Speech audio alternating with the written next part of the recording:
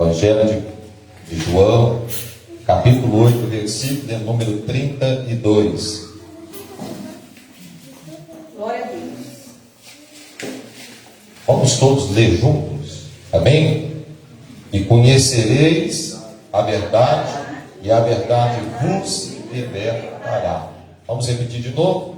E conhecereis a verdade, e a verdade vos libertará. Glória a Deus. Irmãos, podem se assentar em nome de Jesus. Isso é um tema muito importante para o tempo que nós estamos vivendo, né? E eu louvo a Deus por este tema, por esta palavra, a qual foi nos confiado de estar ministrando. Passaram 6 pregadores, né?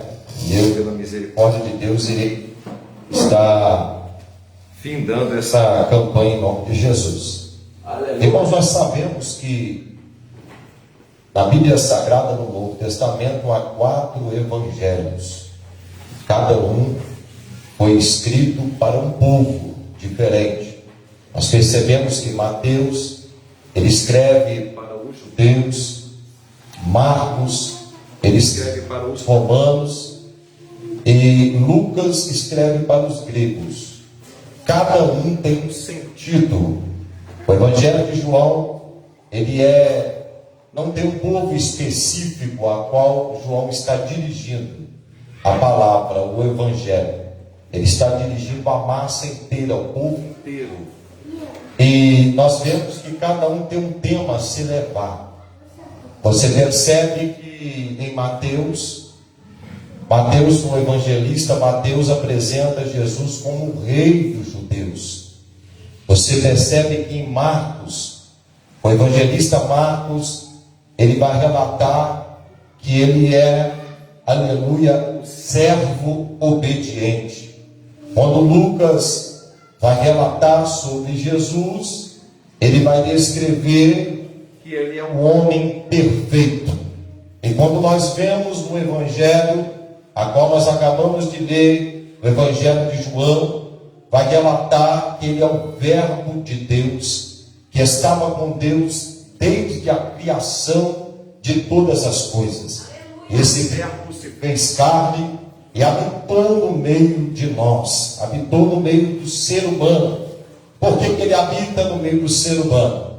Nós percebemos que na antiga aliança, no Velho Testamento, Deus, ele com a certa feita, ele vai experimentando o povo, que o povo vai abandonando, aleluia, o crédito com o próprio Deus. O povo vai adorando os deuses, as imagens de esculturas. Nós vemos que Deus, tira o povo com mão forte do Egito, e mesmo assim o povo, aleluia, fica com saudade do Egito e começa a ter lembrança do Egito.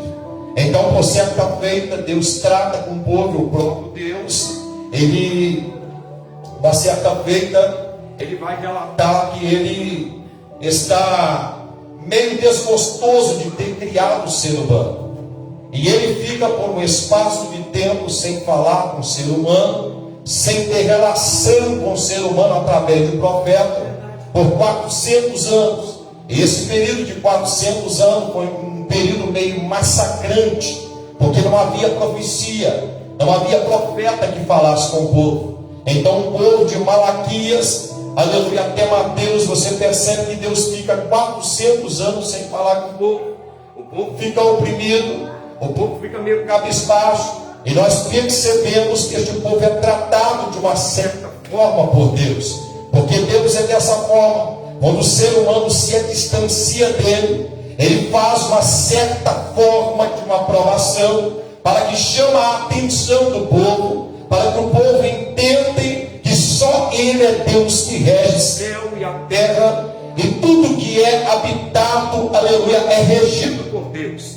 Mas, aleluia, o ser humano, quando distancia de Deus, Deus, por certa forma, ele quer chamar a atenção do povo. E a forma de Deus chamar a atenção do ser humano é deixando o ser humano passar por uma prova, passar pelo teste da aprovação, que assim o ser humano vai despertar e entender que tudo está sob o seu domínio, tudo está sob a autoridade de um Deus que pode todas as coisas. Então nós percebemos que Deus agora, pela sua infinita misericórdia, o ser humano está sem crédito no céu. O ser humano não tem crédito mais com Deus. Aí Deus vai olhar para o lado, aleluia, seu, e vai dizer assim: meu filho, tu vai ter que descer nessa terra para poder tentar entender o que o ser humano, aleluia, vai fazer aqui na terra. Então você vai sair daqui do momento de glória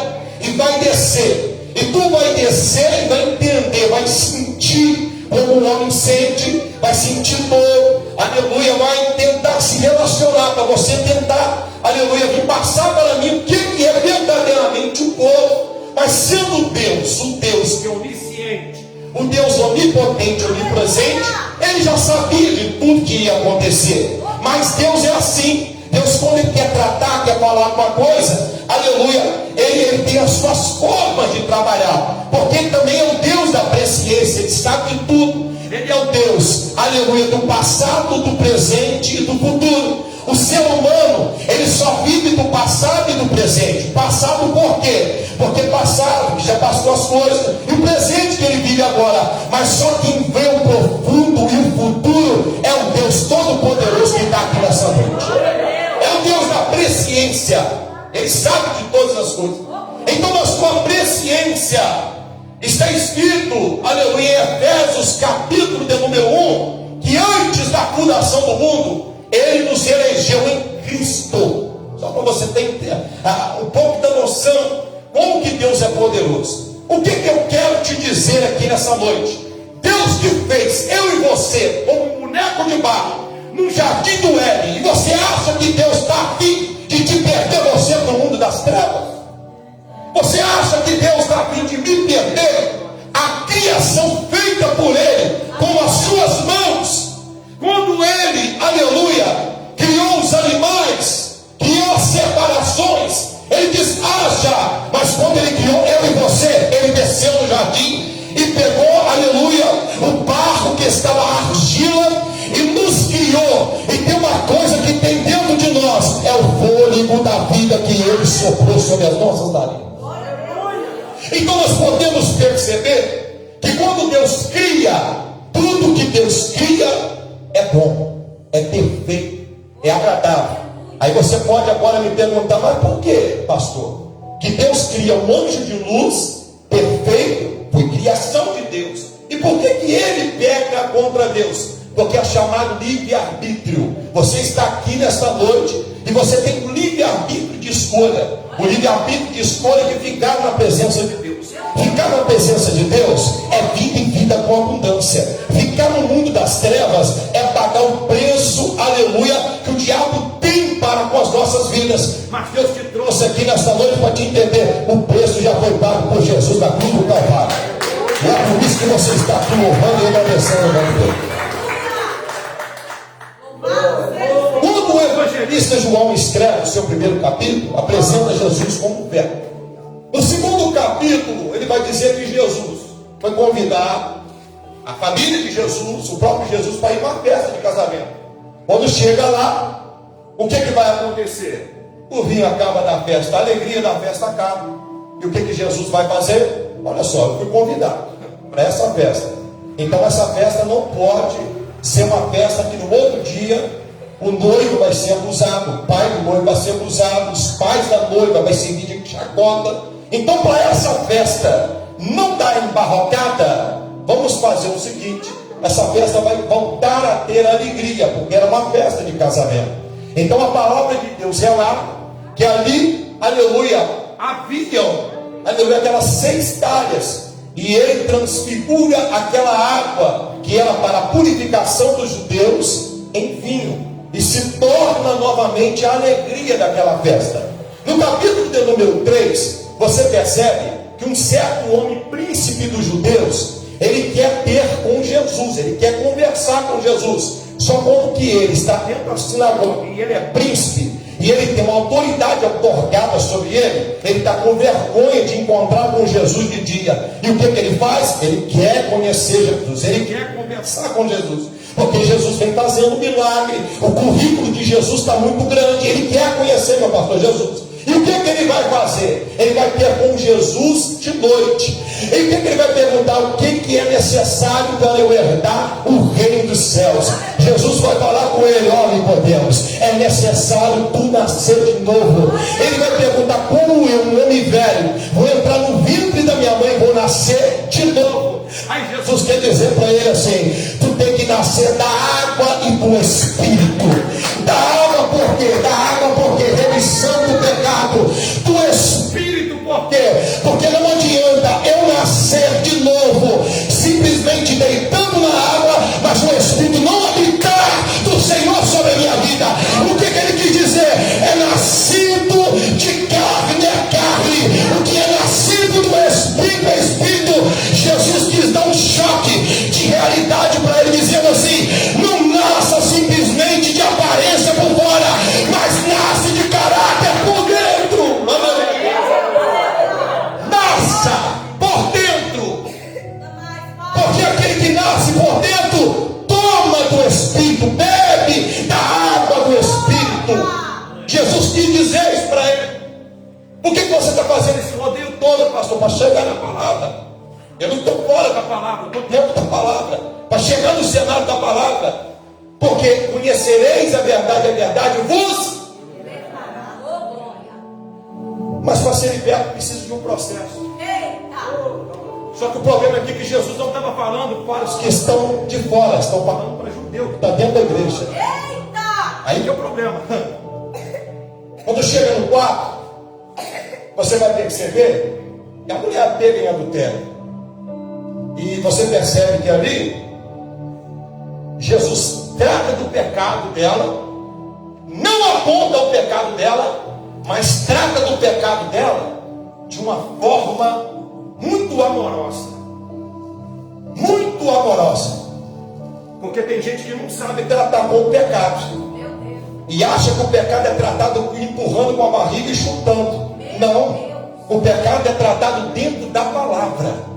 Porque se a palavra não libertar, o pastor não te liberta, o obreiro não te liberta, ninguém consegue te libertar. Se a palavra não te libertar, é a palavra que liberta o ser humano. Então o que Jesus diz? Cadê os seus acusadores que te trouxeram aqui? Não tem ninguém aqui mais. Então o que Jesus deixou? Uma ordem: vai e não peques mais. Jesus sempre foi assim, ele tratava as pessoas de uma forma delicada e amorosa, mas ele deixava depois uma palavra. Porque se tu for e voltar a pecar, eu já não responsabilizo mais pelos seus atos. Jesus estava dizendo isso para ela: você tem o livre acesso de ir pecar tudo de novo, mas se trouxer novamente perto de mim para apedrejar, eu vou ter que seguir a lei vai otorgar para te apedrejar. Então o que acontece? Jesus dá chance, dá oportunidade para mudança em nossa vida. Quando chega no 5, você vai perceber que Jesus é convidado novamente para a festa dos judeus. E quando Jesus está subindo para a festa, ele se depara, aleluia, de uma porta chamada Porta das Ovelhas. Quando Jesus entra ali dentro, ele não quis entrar ali de propósito. Ele não quis entrar ali porque simplesmente era passagem para entrar na porta. Não, ele entrou ali porque o Espírito de Deus estava sobre ele, e ele era guiado pelo Espírito do Pai. E diz a Bíblia que quando ele entra ali, jazia um homem 38 anos, que jazia ali, e ninguém tinha, aleluia, ajudado ele a descer naquele tanque para que ele fosse curado. Aquele homem, o que me chama a atenção, que quando Jesus chega até o tanque e diz para ele que quer ser curado, ele não responde que não quer ser curado. Ele fala assim: olha só, toda vez que aleluia, que a minha vez, que é chegada a minha vez, vai outro na minha frente, toma o meu lugar e é curado. Aí Jesus diz para ele assim: aleluia, levanta e anda. Aleluia, dessa cama, pega essa cama, vai até o sacerdote, aleluia, dá a ele a oferta que Moisés deixou e diz para ele, aleluia, quem te curou? Aleluia, ele chega lá, o sacerdote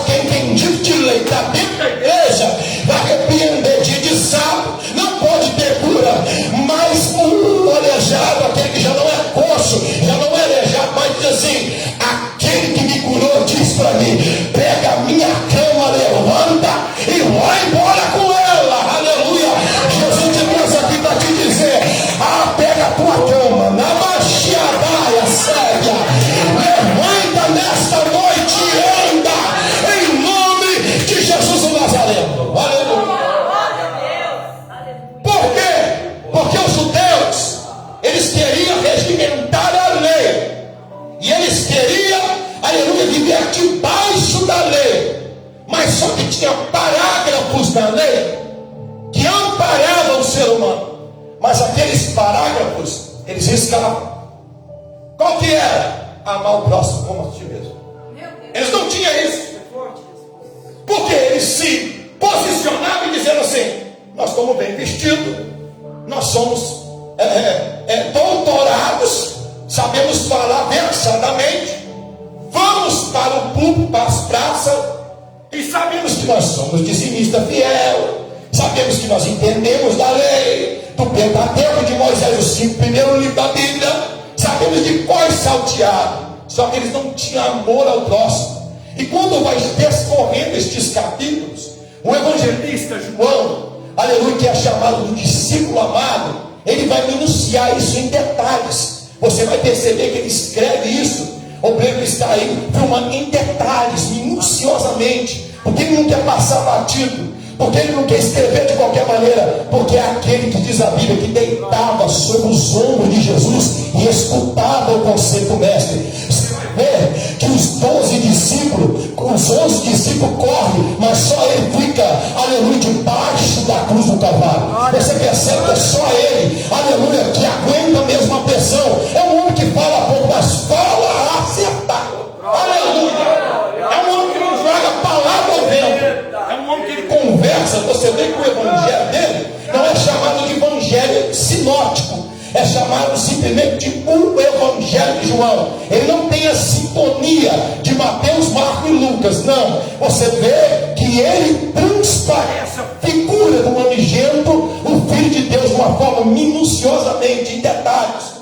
E você percebe que quando chega no capítulo 6, é a multiplicação dos pães, dos peixes. Quando chega no capítulo de número 7, o próprio Jesus tem que correr de dentro de Nazaré, porque os próprios irmãos de linhagem sanguínea expulsam ele de lá, pastor, porque não acredita nem no ministério do irmão. Manda ele, pastor Rodinelli, embora, porque não conhece o ministério do irmão. Diz assim: tu está passando em Mar de Galileia, está falando demais, e tu está vindo aqui em Nazaré, volta para a Galileia de novo. Para de ficar aqui. Os irmãos de dentro de casa não acreditam no ministério de Jesus. E Jesus sabe o que ele faz? Ele volta para cumprir o ministério. Que Isaías diz: ó Mar da Galileia, passará sobre ti, aleluia, aquele que nascerá de uma virgem. Ó Belém é prata, e dá caminho para lá. Então é profetizado, porque ele não é bem visto dentro da casa. Quando chega no capítulo 8, você vai perceber que outra mulher peleando dela. Agora Jesus vai tratar disso de uma forma especial. Olha como que Jesus vai falar com os judeus.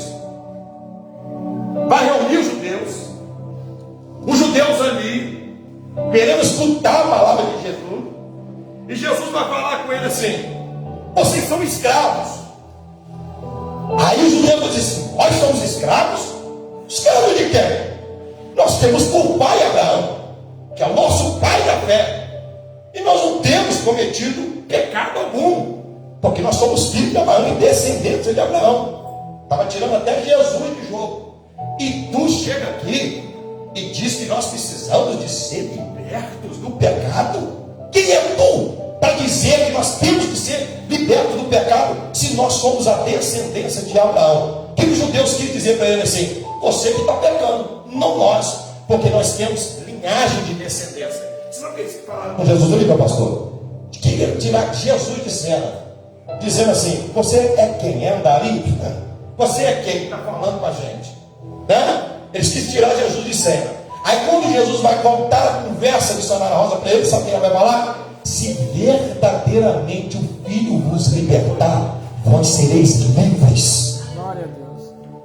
Nós, livre de quê? Livre de pecado? Todo pecado e tu falar que nós somos livres. Aí é onde Jesus diz: e conhecereis a verdade, e a verdade vos liberta. Aleluia! Glória! Porque conhecer a verdade é conhecer ela totalmente. Não é só conhecer a verdade da forma que eu e você quer. Não. É conforme a palavra de Deus nos autora. E a palavra de Deus, ela não quer pular obstáculo. Ela não vai pular, aleluia, degraus. Não, de forma nenhuma. Ela é de uma forma muito específica, de uma forma muito extraordinária a palavra de Deus. Então o que acontece?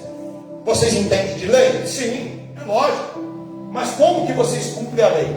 Olha só para você ver como que eles cumprem a lei. A lei diz que se pegar alguma adúltera, é apedrejada. Fluxo de sangue não pode nem tocar, que nós somos contaminados, porque lá em Levítico está dizendo sobre isso. Morto, não tem nem condição. O sacerdote era assim: se tivesse um culto fúnebre, ele estava na porta do caixão, que não podia chegar perto. E se fosse levar para o cemitério, era da mesma forma. Era de 5 metros a 6 metros longe, porque não podia contaminar. Aí Jesus está dizendo para eles: vocês são muito religiosos. A religião, ela é vã, é em vão. Por quê? Porque a religião verdadeira é Cristo. Porque a religião, ela me afasta de Cristo. Mas Cristo, que é o verdadeiro cristianismo que nós pregamos, esse não chega até Jesus. A religião é assim: fulano de tal bebeu cachaça, fulano de tal foi cheirador de pó, esse não pode entrar da porta para dentro. A religião é assim. Mas Jesus não. Eu vim dar vida com abundância. Eu não vim, aleluia, para dar remédio a quem já está tomando remédio. Eu vim salvar o que havia perdido. Aleluia, eu vim para esses. Glória! Deus! E quando nós entendemos o Evangelho, quero correr para me terminar. Deus fiel, aleluia!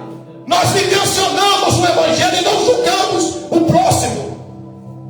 E o problema que muito acontece hoje é de eu querer ser um religioso, mas eu não dar a mão ao próximo.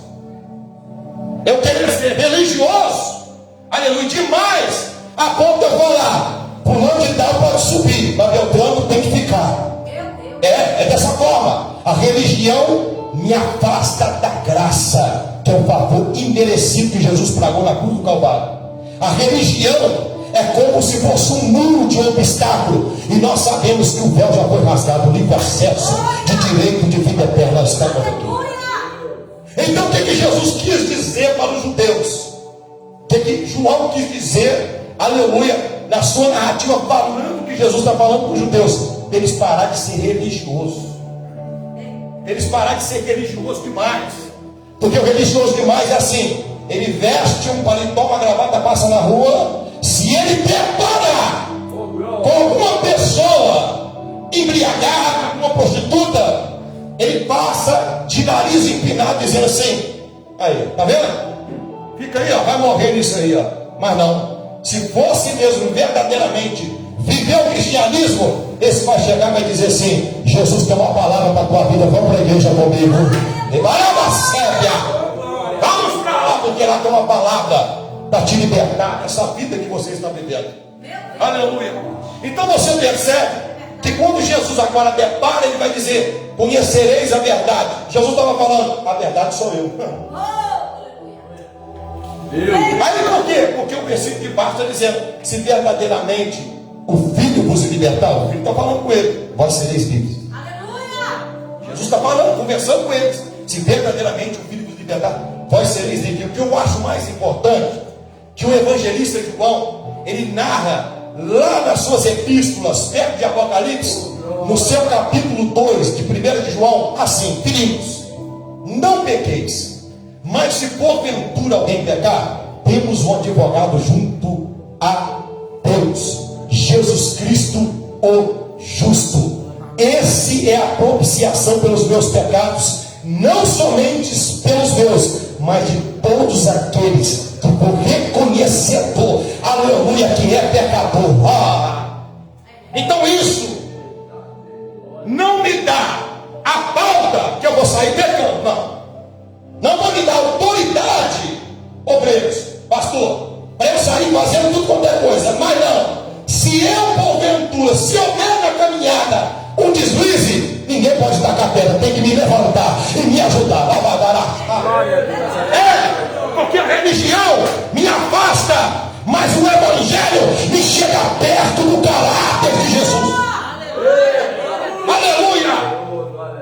Jesus diz: eu não vim na terra para trazer juízo, eu vim na terra, aleluia, para salvar o que havia perdido.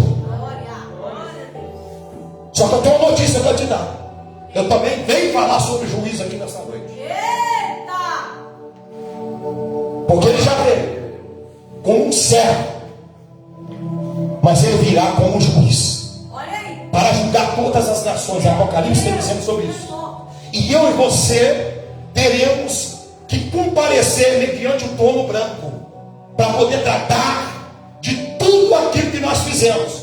Aí tem gente que fala assim: tratar de quê? Meu filho, você tem que entender que no céu tem um monte de livro no céu. Tá brincando? Mas tem livro de lágrima, tem livro de obra, tem livro de lamento, Meu Deus. tem livro da vida, tem livro de lamento, livro agora você está passando, está tudo anotado. E tem também livro da obra. Só que me chama a atenção que o livro do lamento não vai ser aberto, que o livro, aleluia, do choro não vai ser aberto. O livro que vai ser aberto, aleluia, é o livro da vida.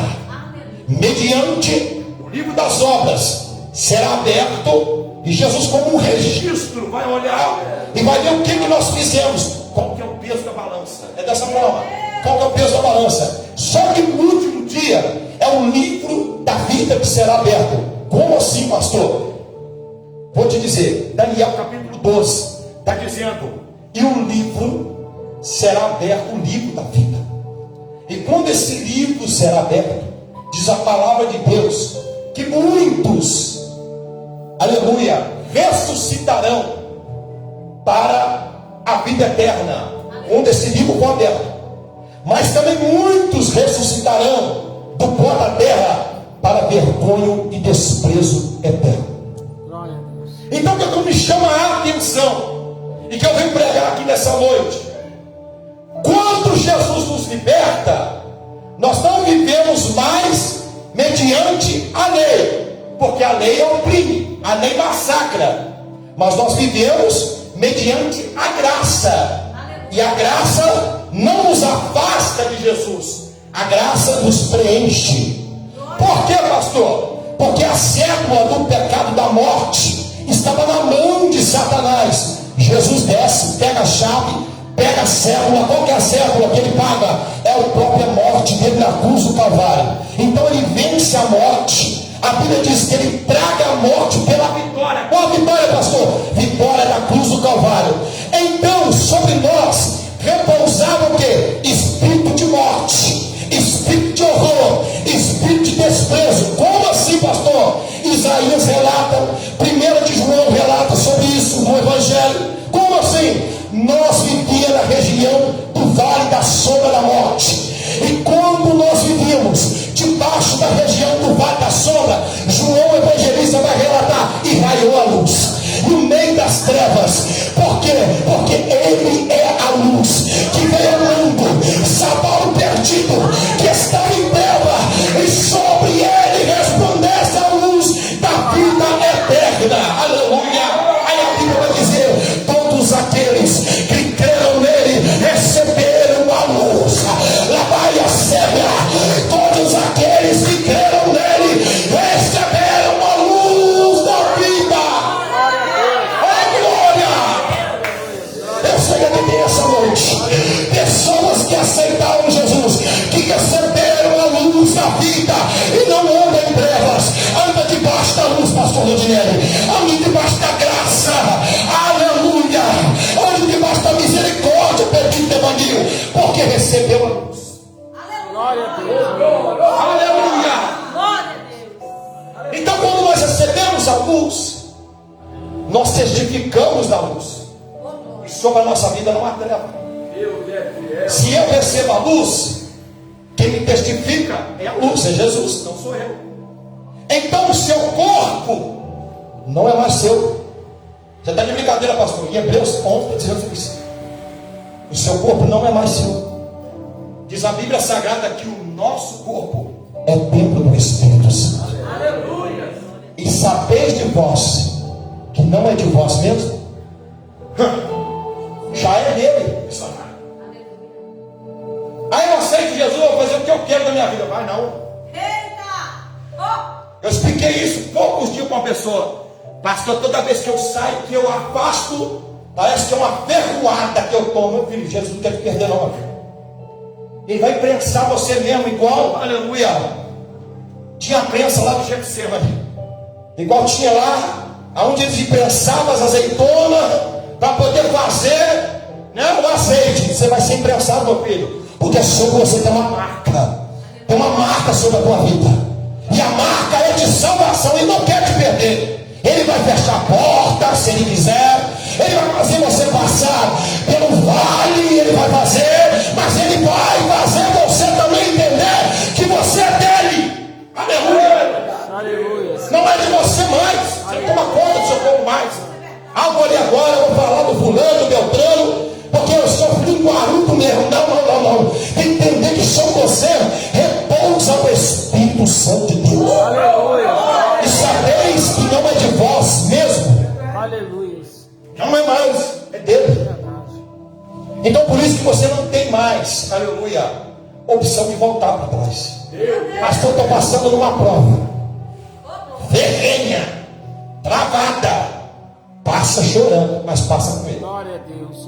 Glória Aleluia. a Deus! Pastor, o negócio está complicado. Passa, porque se vós verdadeiramente sereis livres, tu não vai voltar mais. Aleluia.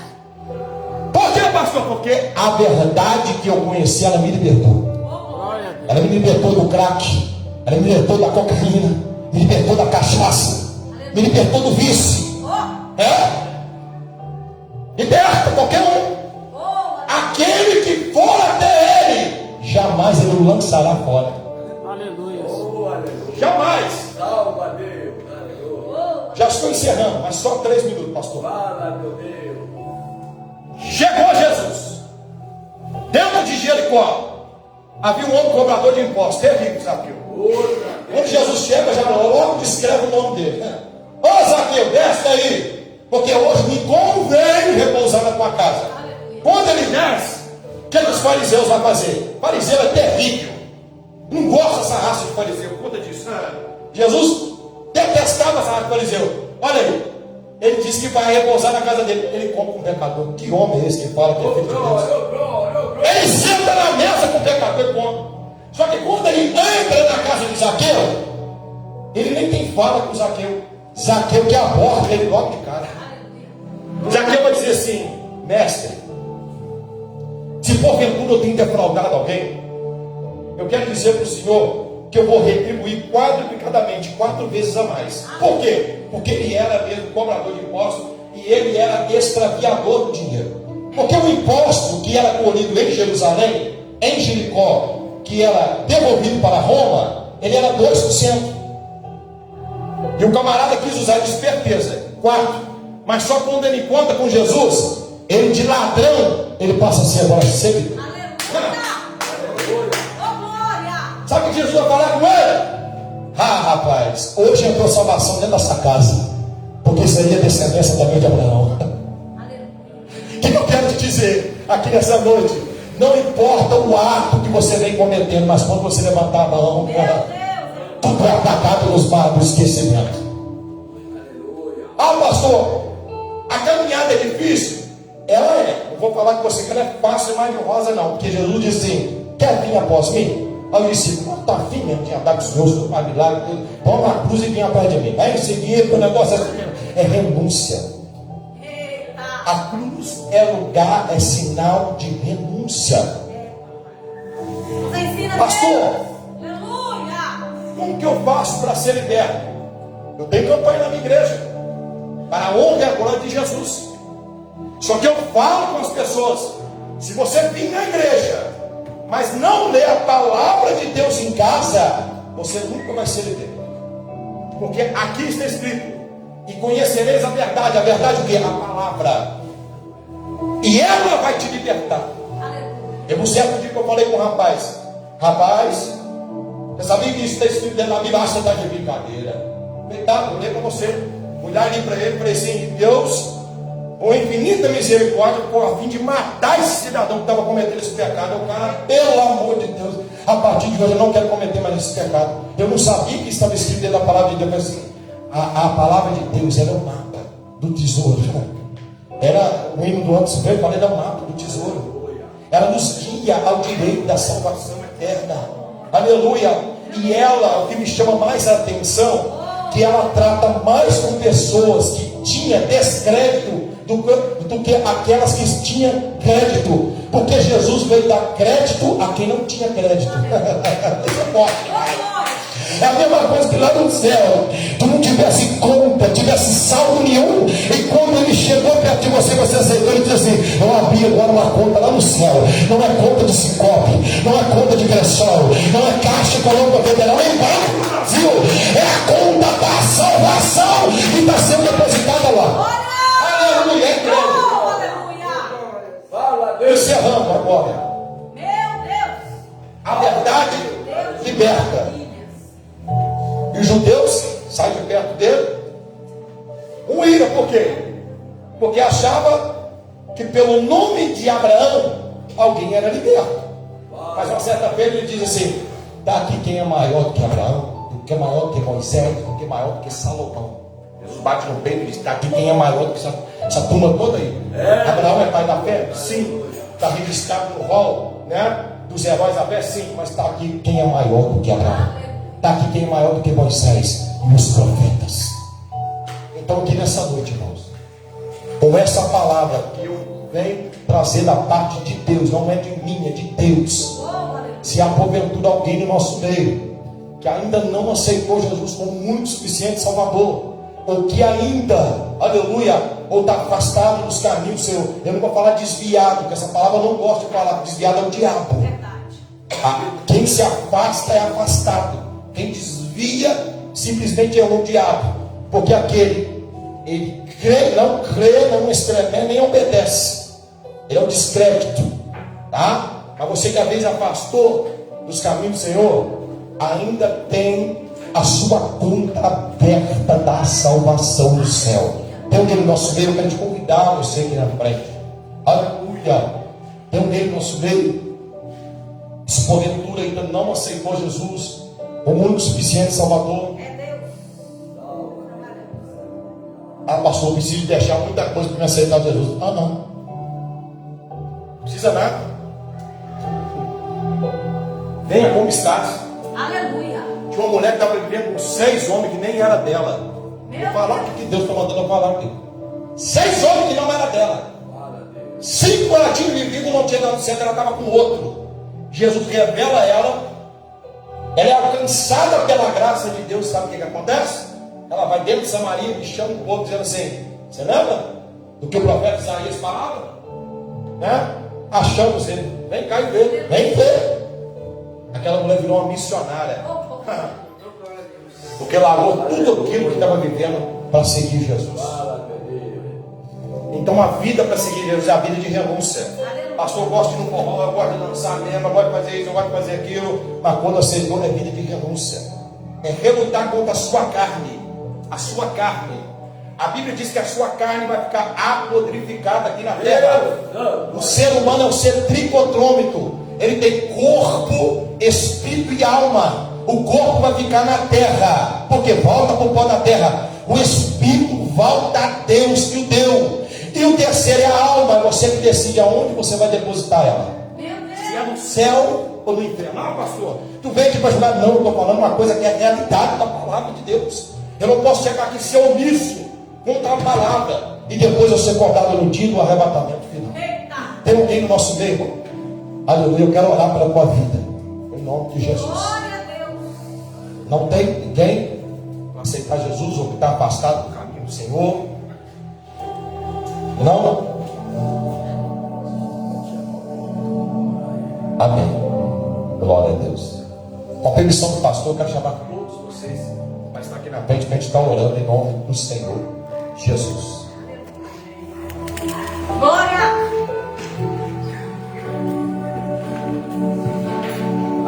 Eu quero entregar uma alma de Deus para a vida do Senhor. Deus entrou numa peleja tão forte. O Senhor está tentando resolver uma peleja forte.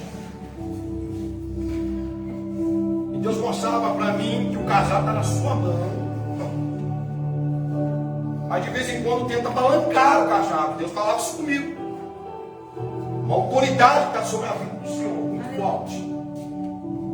É como que eu via que algo que era para ser resolvido, aleluia, e o Senhor está no meio de oração, pedindo a Deus para tentar resolver, aleluia, parece que não vê um meio de ser resolvido.